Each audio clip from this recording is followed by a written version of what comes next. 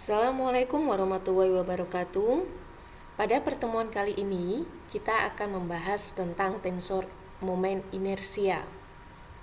Jadi, pada pertemuan yang kemarin, kita sudah membahas tentang momen inersia dari suatu benda tegar yang diputar pada sekitar sumbu X atau sumbu Y atau sumbu Z. Itu ya. Nah, sekarang kita akan membahas tentang masih sama ya. Jadi kita akan membahas tentang rotasi benda tegar di sekitar sumbu sembarang. Jadi bukan di sumbu tetap X, Y, Z, tetapi di sumbu sembarang. Tujuannya sama. Tujuannya kita akan menghitung momen inersia benda tegar yang diputar di sekitar sumbu sembarang. Nah, sekarang kita tinjau gambar 1 titik A. Nah, ini misalnya ya. Nah, pada gambar 1 titik A itu di sini misalkan kita set di sini adalah pusat koordinat. Kemudian ke sana itu misalnya adalah ini ya, X, Z, Z. Biasanya kan benda yang kita tinjau itu kan diputar di sekitar sumbu X, sumbu Y atau sumbu Z. Nah, sekarang benda yang kita tinjau itu diputar di sumbu sembarang. Nah, misalkan bendanya itu diputar di sekitar sumbu sembarang dengan vektor satuan, arah vektor satuannya itu adalah N. Kemudian di sini ya, definisi momen inersia itu adalah I sama dengan MI R tegak lurus I kuadrat. Kalau yang biasanya itu kan MI RI kuadrat ya, tapi di sini ada MI RI tegak lurus kuadrat. Jadi kalau kita misalnya meninjau gambar ini, jarak dari pusat koordinat ke benda yang kita tinjau, ke MC ini ya misalnya ya, MI maaf. Misalkan dari benda tegar ini kita tinjau massa yang ada di sini yaitu MI, kemudian jarak dari pusat koordinat ke massa yang kita tinjau itu adalah RI. Kemudian dari partikel yang kita tinjau, massa yang kita tinjau, kalau semisal kita tarik garis lurus ke arah sumbu putar dengan membentuk sudut 90 derajat, maka kita dapatkan RI tegak lurus. Ya, ini RI tegak lurus. Jadi dari pusat koordinat ke massa yang kita tinjau itu RI, kemudian dari massa yang kita tinjau ke sumbu putar itu adalah RI tegak lurus. Ya. Nah, antara RI dengan sumbu putar itu membentuk theta I.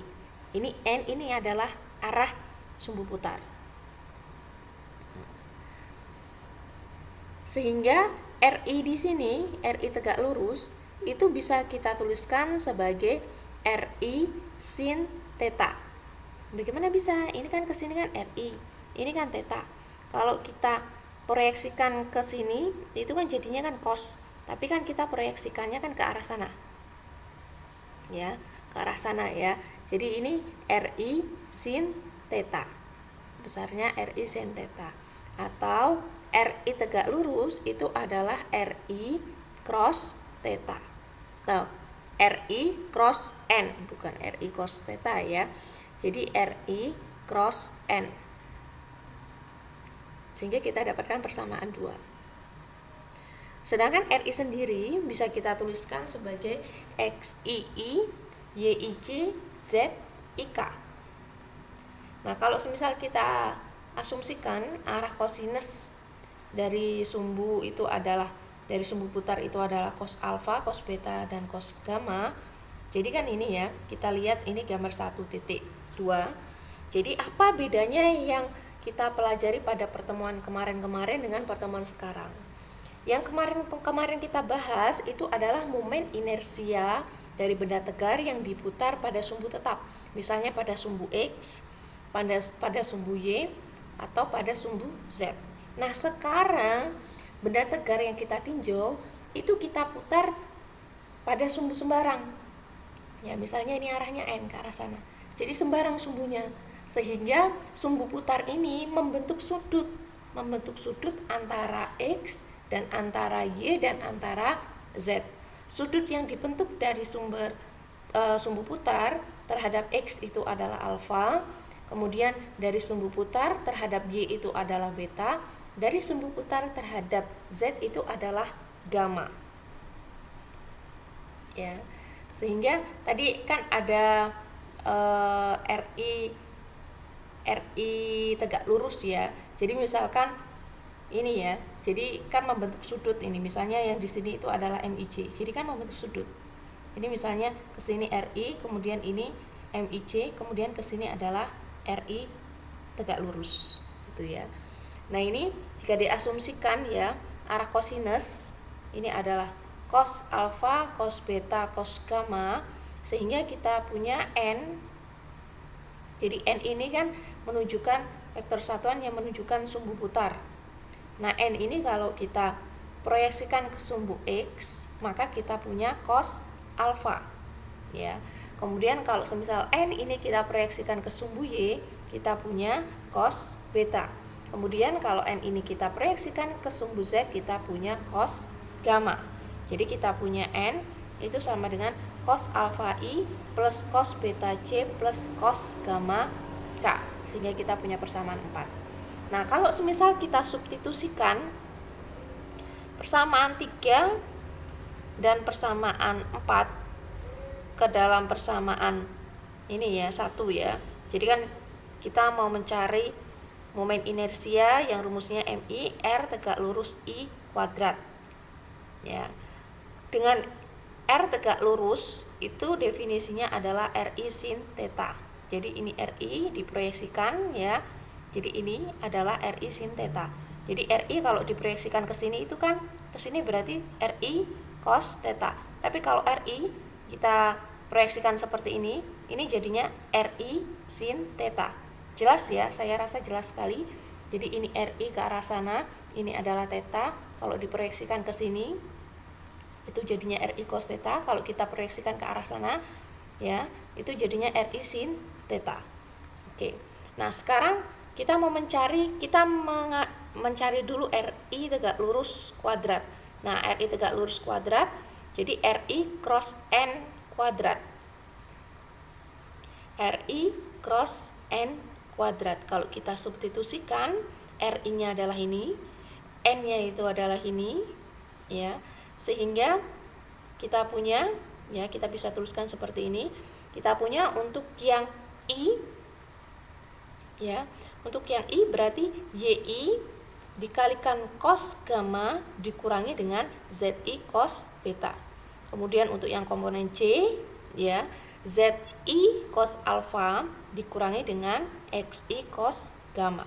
Kemudian untuk yang komponen K itu XI cos beta dikurangi dengan YI cos alfa. Kemudian dikuadratkan. Nah, ini kan vektor kuadrat, itu kan sama saja RI tegak lurus kuadrat, itu kan sama saja RI tegak lurus dot RI tegak lurus. Sehingga ya, jadi kalau tegak lurus dot produk yang ada nilainya itu kan I dot I, J dot J, K dot K, nilainya 1. Sehingga hasilnya adalah I dot I ya, berarti ini kuadrat YI cos gamma minus ZI cos beta kuadrat ditambah dengan ZI cos alfa minus XI cos gamma kuadrat ditambah dengan XI cos beta minus YI cos alfa kuadrat. Jelas ya? Karena RI tegak lurus kuadrat itu sama dengan RI tegak lurus dot RI tegak lurus. Nah, untuk dot produk yang ada nilainya adalah I dot I sama dengan 1, J dot J sama dengan 1, K dot K sama dengan 1. Sehingga kita dapatkan bersamaan 5. Oke. Kita tuliskan lagi untuk yang persamaan 5 ya. Dari persamaan 5 kita bisa uraikan, kita bisa jabarkan ya. Untuk yang suku pertama ini jadi ada 3 suku. Untuk suku yang pertama kita punya YI kuadrat cos kuadrat gamma ditambah dengan ZI kuadrat cos kuadrat beta dikurangi 2 YI ZI cos gamma cos beta. Kemudian suku yang kedua kalau kita jabarkan kita punya ZI kuadrat ya, ZI kuadrat cos kuadrat alfa ditambah dengan XI kuadrat cos kuadrat gamma dikurangi dengan 2 ZI XI cos alfa cos gamma. Kemudian suku ketiga kalau kita jabarkan ini ya, kita punya XI cos XI kuadrat cos beta kuadrat YI kuadrat cos kuadrat alfa dikurangi dengan 2 XI YI cos beta cos alfa. Nah, kalau kita jabarkan seperti ini, kemudian kita kumpulkan yang mengandung cos alfa, kita kumpulkan ini, kita kasih warna merah ya, sehingga ini kita bisa tuliskan YI kuadrat plus ZI kuadrat cos kuadrat alfa. Kemudian yang mengandung cos kuadrat beta kita kumpulkan, kita kasih warna biru di sini. Jadi kita punya XI kuadrat plus ZI kuadrat. Kemudian yang mengandung gamma cos kuadrat gamma itu kita kumpulkan, kita kasih warna coklat. Jadi kita punya XI kuadrat YI kuadrat dikurangi 2YI ZI minus 2 ZI XI minus 2 XI YI. Ya. Kemudian kalau kita substitusikan persamaan 6 ini ke dalam persamaan 1 tadi ya. Ya, I sama dengan sigma MIR tegak lurus I ya kuadrat.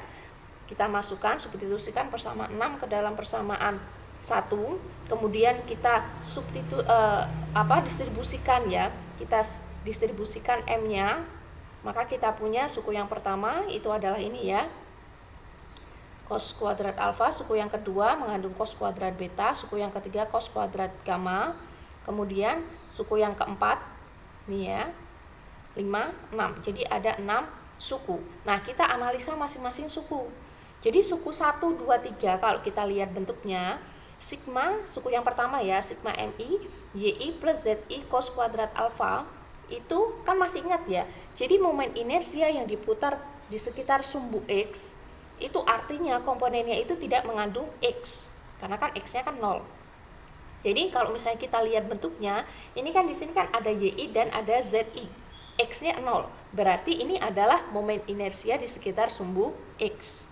Kemudian di sini ada XI, suku yang kedua ada XI dan ZI. Berarti Y-nya sama dengan 0. Nah, ini menunjukkan bahwa ini momen inersia di sekitar sumbu Y. Kemudian untuk suku yang ketiga itu XI YI. Berarti di sini Z-nya 0. Ini menunjukkan momen inersia di sekitar sumbu Z. Nah, kemudian untuk suku yang 4, 5, dan 6, suku keempat kalau kita analisa sigma IMI YI ZI ini disebut sebagai produk inersia YZ.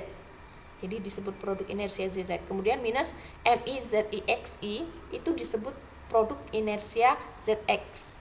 Kemudian di sini yang suku ke-6 itu ada MI XI YI ya. Nih ya. Ini disebut sebagai produk inersia XY. Jadi nanti kalau semisal kita menggunakan analisa ini, maka persamaan 7 ini nanti kita bisa tuliskan di sini berarti IXX cos kuadrat alfa, kemudian di sini IYY cos kuadrat beta, IZZ cos kuadrat gamma. Kemudian di sini kita bisa tuliskan ya.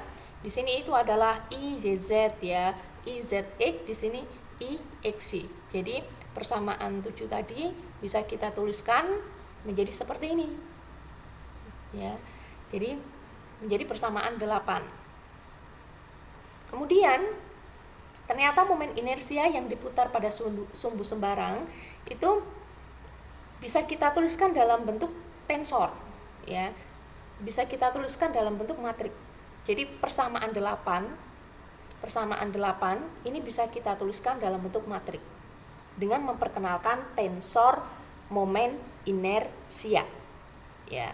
Jadi intinya ya, setelah kita mencari tahu momen inersia yang diputar pada sumbu sembarang sehingga kita mendapatkan momen inersianya itu adalah persamaan 8, dan ternyata persamaan 8 ini bisa kita tuliskan ke dalam bentuk yang lebih sederhana. Jadi momen inersia I itu bisa kita tuliskan dalam bentuk yang sederhana, yaitu berupa matrik dengan memperkenalkan tensor momen inersia. Ya. Jadi tujuan kita sekarang mau menyederhanakan persamaan 8 secara tidak langsung seperti itu. Nah, kita asumsikan ya momen inersia sebuah benda tegar yang diputar pada sembarang sumbu, komponen momen inersianya itu adalah IC yang berupa matrik 3 kali 3. Kemudian kita definisikan tensor momen inersia I. Jika Anda kenal dengan, kan besaran kan selama ini yang kita kenal itu adalah skalar, kemudian vektor, dan tensor. Jadi sebenarnya semua itu adalah tensor. Jadi skalar itu adalah tensor derajat 0. Kemudian vektor itu sebenarnya adalah tensor derajat 1. Tapi kita sudah terbiasa menyebutnya sebagai vektor. Sedangkan tensor sendiri yang kita kenal itu adalah tensor derajat 2. Jadi sebenarnya secara umum itu adalah tensor. Jadi skalar itu adalah tensor rank 0 ya, derajat 0. Kemudian vektor itu adalah tensor rank 1, derajat 1, dan tensor sendiri itu adalah tensor derajat 2. Karena kita sudah biasa menggunakan istilah skalar, vektor, tensor, berarti yang dimaksud tensor di sini adalah tensor derajat 2 ya. Nah, ini momen inersianya kita tuliskan dalam bentuk I. I-nya itu cetak tebal. Kalau momen inersia itu kan skalar ya. Momen inersia itu kan I biasa ini, sigma MI RI kuadrat, berarti kan dia skalar ya. Nah, ini kita definisikan tensor momen inersia. Jadi bedakan ya, momen inersia itu I-nya I biasa, atau kalau misalnya di sini itu I-nya itu seperti ini ya. Kemudian kalau yang tensor momen inersia I-nya itu cetak tebal. Nah, jadi kita definisikan tensor momen inersia itu komponennya ada IXX, IXY, IXZ. Kemudian yang baris kedua ada IYX, IYY, dan IYZ. Baris ketiga ada IZX, IZY, dan IZZ. Nah, kemudian dengan komponen IJ itu sama dengan IJI. Berarti di sini ini kan IXJ itu sama dengan IYX, IXZ itu sama dengan IZX, kemudian IYZ itu sama dengan IZY. Karena vektor N itu juga bisa kita tuliskan dalam bentuk matrik kolom. Tadi kan N itu kan sama dengan cos alfa I, cos beta J, cos gamma K. Nah, itu bisa kita tuliskan dalam bentuk matrik kolom. Cos alfa, cos beta, cos gamma. Kemudian transposnya, jadi N seperti ini itu adalah N transposnya, itu berarti kita tuliskan jadi yang awalnya kolom berubah menjadi baris ya, cos alfa, cos beta, cos gamma ya. Sehingga momen inersia pada sembarang sumbu itu kita bisa tuliskan dalam bentuk matrik I itu sama dengan N transpos momen inersia I N. N transpos I N yang sama dengan cos alfa, cos beta, cos gamma, kemudian dikalikan dengan matrik tensor momen inersia, kemudian dikalikan dengan cos alfa, cos beta, cos gamma. Sekian